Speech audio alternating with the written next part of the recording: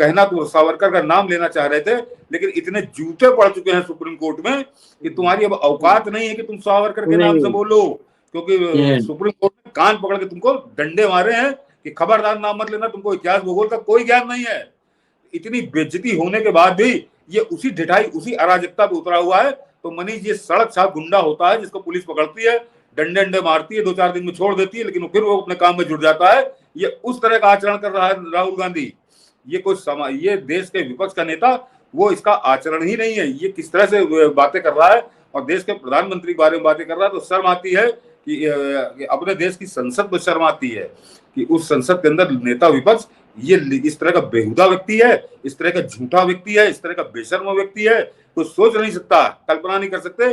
और पिछला इतिहास उठाकर देख लीजिए भारत का, तो पिछले जब से बना है, इस बार बना है 2024 में, तो उससे पहले अगर आप गौर करिए 47 में आजादी मिली थी, 50 में संसद बनी, 52 में, तब से लेकर अब तक 2024 तक ऐसा बेशर्म और बेहुदा व्यक्ति नेता विपक्ष नहीं बना है कि जिसको सुप्रीम कोर्ट ने जुटियाया हो झूठ बोलने के लिए, और उसके बाद आकर ये वही झूठ बोल रहा है घुमा फिरा के। तो सोच लीजिए, ये अपनी खोपड़ी पे लेकर घूम रहा था कि हम तो संविधान का जो है, संविधान का पालन करते हैं, हम तो संविधान को सबसे ज्यादा मानते हैं।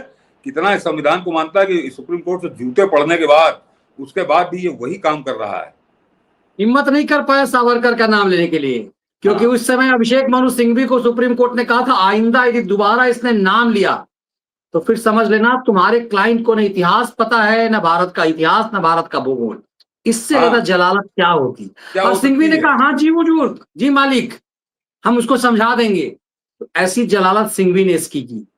मतलब इस स्तर का व्यक्ति जिसको सुप्रीम कोर्ट ने कह दिया हो कि इसे ना इतिहास पता भारत का, न भूगोल पता, और ये आदमी बता रहा है कि कांग्रेस जो है वो माफी मांगना नहीं जानती, ये सरेंडर मोदी है।